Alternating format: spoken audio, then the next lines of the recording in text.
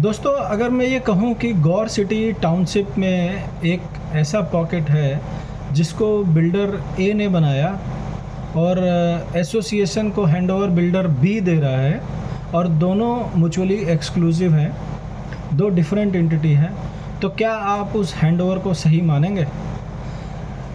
नमस्कार दोस्तों, मैं मुकेश कुमार पाल। जी हाँ, आज मैं बात करने वाला हूँ Gaur city integrated township plot GH01 की सोसाइटी पॉकेट GC6/1 या GC6/1। तो इसमें बात करते हैं कि एसोसिएशन जब बनी 2022 में और जो प्रमोटर ने हैंडओवर किया, तो आप सभी को पता है कि गौर सिटी में गौर सिटी टाउनशिप और गौर सिटी 2 जो लार्ज ग्रुप हाउसिंग सोसाइटी है, दोनों के अलग अलग प्रमोटर हैं। गौर सिटी के प्रमोटर का नाम है या बिल्डर का नाम है Gaur sons hitech infrastructure private limited. Gaur city 2 के प्रमोटर या बिल्डर का नाम है Gaur city promoters private limited. Gaur city के GH01 के पॉकेट GC6/1 इसके promoter Gaur sons hitech infrastructure private limited है, जैसे कि पूरे प्लॉट में है। और जो इनका हैंडओवर जो पहली एसोसिएशन 2022 में बनी थी, यानी 22-23 ईयर में जो एसोसिएशन बनी थी, उसको हैंडओवर दिया है Gaur sons promoter private limited. तो इसके संबंध में आज ये चर्चा क्यों हो रही है? इसके संबंध में एक लेटर GC6/1 से 14 अगस्त 2025 14/8/2025 को डिप्टी रजिस्ट्रार साहब को एक लेटर भेजा गया है ये सारी अनियमितताओं को लेके और जो चुनाव हो रहा है उसके संबंध में। तो पहला एसोसिएशन 2022-23 में बना, दूसरा एसोसिएशन 23-24 में, तीसरा 24-25 में, अब चौथे एओ का इलेक्शन की तैयारियां हो रही हैं और उसकी डेट भी डिसाइड की जा चुकी है। तो वो 2025-26 का एओ बोर्ड बनाने की तैयारी चल रही है। तो ये जो लेटर है, इसमें रेफरेंस दिया गया है digitalised chart of approved layout plan. जो अप्रूव्ड लेआउट प्लान है अथॉरिटी का, जो अथॉरिटी ने इस प्लॉट को अप्रूव्ड लेआउट दिया है प्रमोटर को, Gaur city township plot number GH01। इसका जो लेटर नंबर है BP 5037 डेटेड 21/6/2010। मेरे पास वो लेटर है और ये जो अपने डॉक्यूमेंट है उसका रेफरेंस है। तो अप्रूव्ड लेआउट प्लान का जो BP नंबर है 5037 और इसकी जो डेट है 21/6/2010। ये डॉक्यूमेंट सबके पास होने चाहिए। और land lease deed agreement lessor और लेसी के बीच में, यानी प्रमोटर और प्राधिकरण GNIDA के बीच में जो लैंड लीज डीड एग्रीमेंट हुआ है, वो डेट है 5/5/2010, यानी 5 मई 2010। उसका पूरा रेफरेंस है। तो उसमें GC6 के दो पार्ट्स किए गए हैं। GC6/1 जिसकी लैंड एरिया 27,752.600 स्क्वायर मीटर है, और GC6/2 जिसको हम सायोजियन कहते हैं, उसका लैंड एरिया है 20,947.400 वर्ग मीटर।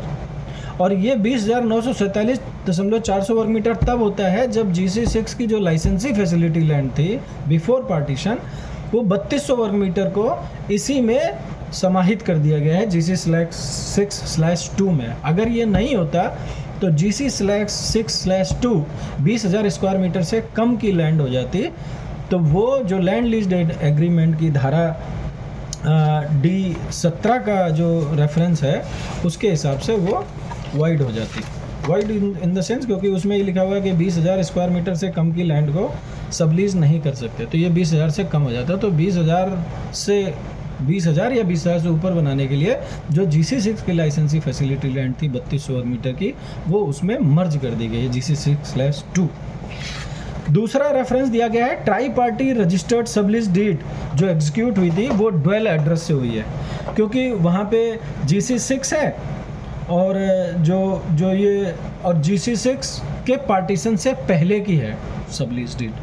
अब GC6 तो कहीं एंटिटी है नहीं, तो GC6 से पहले सबलीज डीड बनी है। जो रजिस्ट्री के डॉक्यूमेंट है उसमें GC6/6 यानी ड्यूअल एड्रेस है, पर पार्टीशन हो गया तो GC6/1 और GC6/2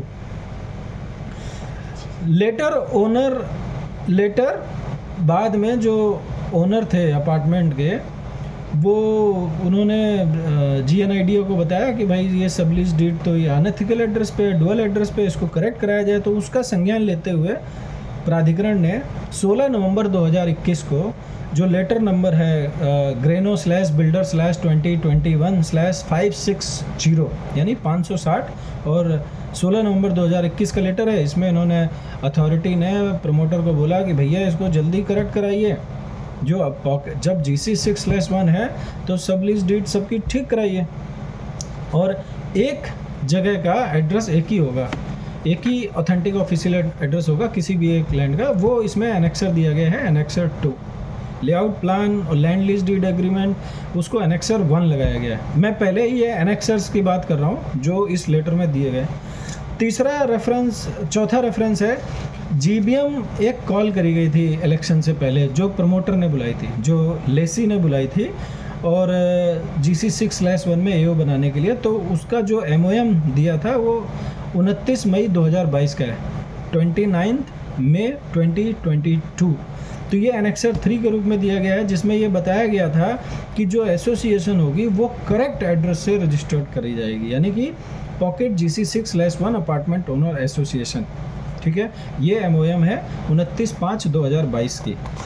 फिर एक एनेक्सर है, एनेक्सर नंबर 4, जिसमें इलेक्शन कमेटी जब फॉर्म हो गई तो उन्होंने MOM 5 जून 2022 को बताया कि जो गवर्नमेंट अप्रूव्ड लेटर होगा या NOC होगी, लीगल ऑथराइजेशन होगा, कि जो GC6 या पार्टीशन से पहले या GC6/1 जो इसके रजिस्टर्ड, क्योंकि उस समय जो सबलीज डीड है वो एग्जीक्यूट होना स्टार्ट हो गई थी। कुछ की रजिस्ट्री GC6/1 से थी, कुछ की GC6 से थी। तो अगर वो लेटर होगा, ऑथराइज लेटर NOC गवर्नमेंट की, तो वो सारे वोटर होंगे इस इलेक्शन के लिए। ये एनेक्सर नंबर 4 है। उसके बाद अभी 2025-26 में चौथा AO बनने जा रहा है, तो उसका जो एसोसिएशन है वो 6th Avenue apartment owners association बनने जा रहा है। लेकिन जो EC है वो GC6/1 के एड्रेस पे या GC6/1 के एड्रेस पे है। Association 6th Avenue apartment owners association का होना है। देखिए, दो अलग अलग चीज़ें। फिर 7वां दिया गया है रेफरेंस एनेक्सर के रूप में, एनेक्सर नंबर 7। तो इसमें ये एक रेफरेंस दिया गया है, मेरठ रजिस्ट्रार ऑफिस से एक लेटर गया था। एक सोसाइटी है, मैं उसका पूरा नाम बता देता हूँ, वो लेटर मेरे पास है, जिसमें आदेश दिया गया था डिप्टी रजिस्ट्रार के द्वारा, और ये था ये 2018 और 2022 का लेटर नंबर है, 28 फरवरी 2022 का। तो ये जो पूरा मसला है ये महागुन मार्ट का है, सेक्टर 78।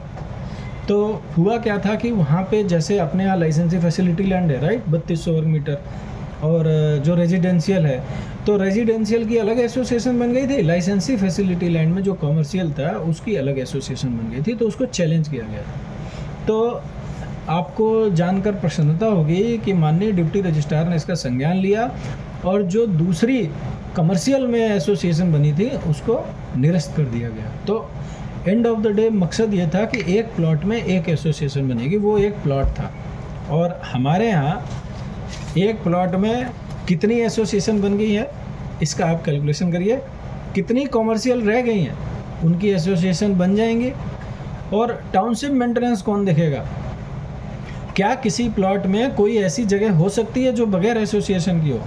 अब हम इस लेटर पे चर्चा करते हैं। तो देखिए, जो फर्स्ट एसोसिएशन GC6/1 की थी वो 2022-23 की थी, और उसके बाद 2 एसोसिएशन निकल गई। प्रमोटर ने, जैसे मैंने बताया कि प्रमोटर थे गॉर्सन्स हाईटेक इंफ्रास्ट्रक्चर प्राइवेट लिमिटेड, और उनको हैंडओवर जो MOT में एग्जीक्यूट हुआ है उसमें गॉर्सन्स प्रमोटर प्राइवेट लिमिटेड, जो कि गौर सिटी 2 के हैं, उन्होंने हैंडओवर दिया। अब ये जाने में अनजाने में क्या हुआ, कैसे हुआ, ये इसका तो AO बोर्ड को संज्ञान लेना चाहिए था। इसीलिए हैंडओवर बहुत ही क्रिटिकल मसला है, और इसमें जागरूकता के हिसाब से काम होना चाहिए था, ना कि आइसोलेशन में। क्योंकि हर एक पॉकेट चुपचाप एसोसिएशन लेती है और उसको बताया जाता है कि दूसरे पॉकेट्स को मत बताना। ऐसा क्या है? एक प्लॉट है, एक अथॉरिटी है, एक रजिस्ट्रार है, एक ज़िला है, वही सेम नियम सबके लिए लागू होते हैं। तो पहले के एओ ने किस सेवा भाव से ये हैंडओवर एग्जीक्यूट कराए नहीं पता। बीच में 2 एओ बन गई, अभी तक अधूरे काम पूरे नहीं हुए, जबकि उसमें लिखा था कि 90 दिन के भीतर जितने भी पेंडिंग काम हैं वो करा देंगे। तो वो 90 दिन कब आएंगे उसकी डेट नहीं पता। वो तब से 3 एओ बोर्ड का कार्यकाल तो ख़त्म हो चुका है, चौथे एओ बोर्ड की तैयारी चल रही है। तो पेंडिंग 1 कौन करेगा, और दूसरा बिल्डर हैंडओवर कैसे दे रहा है? तो जो दूसरा बिल्डर हैंडओवर दे रहा है तो काम कैसे होगा, कौन इंश्योर करेगा? और ये मैं बता रहा हूँ पॉकेट GC 6/1 के लिए, लेकिन ये एप्लीकेबल पूरे प्लॉट के लिए है। तो किसी भी पॉकेट को आप आइसोलेशन में नहीं देख सकते।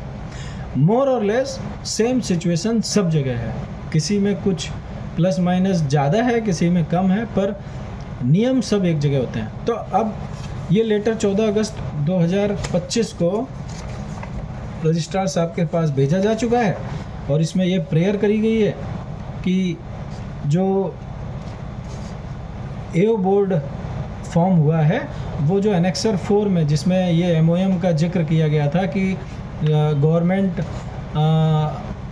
की कोई अथॉरिटी हो या गवर्नमेंट अप्रूव लेटर हो, NOC हो, लीगल ऑथराइजेशन हो, जिसमें ये बताया गया हो कि GC 6 या GC 6/1 के जो वोटर हैं वो इसमें हो, तो उसके संबंध में सारे डॉक्यूमेंट बोर्ड ने आपके पास सबमिट कर दिए गए हैं, आपके पास सारे कागज़ हैं, ये रजिस्ट्रार साहब को बताया जा रहा है। और उसके बाद जो 2 MOM बनी थी, एक जो प्रमोटर ने GBM करके पहली एसोसिएशन बनाई थी 29/5/2022 को, और जो इलेक्शन कमेटी पहली बनी थी उनकी जो MOM थे 5/6/2022 को, उसके हिसाब से इलेक्शन होना था। और करेक्ट एड्रेस, जो एथिकल एड्रेस है, जो इसमें ग्रेटर नोएडा अथॉरिटी ने जिसका संज्ञान लेके भेजा था, उसके हिसाब से 16 नवंबर 2021 के लेटर के हिसाब से, तो वो रजिस्ट्रेशन अभी भी वो गलत, मतलब नॉन एथिकल एड्रेस पे हुआ है, वो वायलेट कर रहा है रूल्स को। और इस जो वायलेशन हुए हैं वो फर्स्ट एओ को पता होना चाहिए था, और authorise person of promoter Gaursons hitech infrastructure private limited, उनको भी पता होना चाहिए था। तो ये आपको हैंडओवर के सिलसिले में भी अवेयर करा रहे हैं कि जो MOT है वो, उसमें प्रमोटर दूसरा है, गॉरसन्स प्रमोटर प्राइवेट लिमिटेड है दूसरा, जबकि गॉरसन्स हाईटेक इंफ्रास्ट्रक्चर प्राइवेट लिमिटेड होना चाहिए था। अब 4th इलेक्शन जो कंडक्ट हो रहा है, EC जो फॉर्म्ड हुई है वो GC 6/1 से हुई है, GC 6/1 से EC हुई है, और election 6th Avenue apartment owner association का ही होने जा रहा है। तो और जो वो एरिया था पूरा प्लॉट का 5,03,216 वर्ग मीटर है, उसमें से 27,772.600 वर्ग मीटर ये GC 6/1 का है। तो उसका होने जा रहा है, तो उसका एग्जैक्ट एड्रेस होना चाहिए, वो एरिया उसमें लिखा होना चाहिए, अप्रूव्ड लेआउट, लैंड नेम, और ये सब प्रॉपर होना चाहिए, जो कि एनेक्सर 1 से लेकर 7 तक दिए गए उसके हिसाब से। और दूसरा ये रिक्वेस्ट किया जा रहा है कि जो मेरठ रजिस्ट्रार साहब ने ये जो महागुन मार्ट में जो महागुन मॉडर्ने है सेक्टर 78 में, उसकी जो अपार्टमेंट ओनर एसोसिएशन है, और वहाँ की जो एक प्लॉट में जो दूसरी एसोसिएशन बनी थी उसको जब निरस्त किया गया था, तो वही तो कंडीशन यहाँ पे भी है। तो क्या उसको किसी और ऑर्डर से सुपरसीड कर दिया गया है? और यहाँ पे जो ये 5 लाख वर्ग मीटर का प्लॉट है, तो उसमें तो ये सिर्फ 27,772, मतलब मोटा मोटा रफली 28,000 वर्ग मीटर में है। तो ये एरिया तो कहीं लिखा नहीं है। तो वो जो अप्रूव लेआउट है वो सब क्या एग्जेम्प्ट कर दिया गया है? ये लेके लेटर है, बड़ा इंटरेस्टिंग है। आप लोग भी इसको देखिए, समझिए और जागरूक रहिए, सतर्क रहिए, क्योंकि ये हमारे हक और अधिकार का हनन हो रहा है। और ये टाउनशिप को समग्रता से देखना चाहिए, इसको आइसोलेशन में नहीं देखना चाहिए। रूल्स एंड रेगुलेशन सब के लिए एप्लीकेबल है। जब भी कभी कार्रवाई होगी तो वो कार्रवाई नियम से ही होगी, ठीक है। और जो अनियमितताएं हम लोग कर रहे हैं, नियमों की अनदेखी कर रहे हैं, तब जो कार्रवाई होगी वो नियम से होगी। और नियम लागू होंगे यूपी अपार्टमेंट एक्ट 2010 और सोसाइटी रजिस्ट्रेशन एक्ट के तहत। तो इसलिए वो नौबत ना आए, इसके लिए अभी से प्रयास करिए। सभी लोग देखिए अपने एमओटी को, डीओडी को, जो हैंडओवर का डॉक्यूमेंट है उसमें क्या एरिया लिखा हुआ है, एसोसिएशन जो रजिस्टर्ड है वो कितनी एरिया का है, कितनी एरिया है जो गैर रजिस्टर्ड है, गैर एसोसिएशन की है। पर ऐसा हो नहीं सकता। आशा करता हूँ ये वीडियो आपको इन्फॉर्मेटिव लगा होगा। धन्यवाद।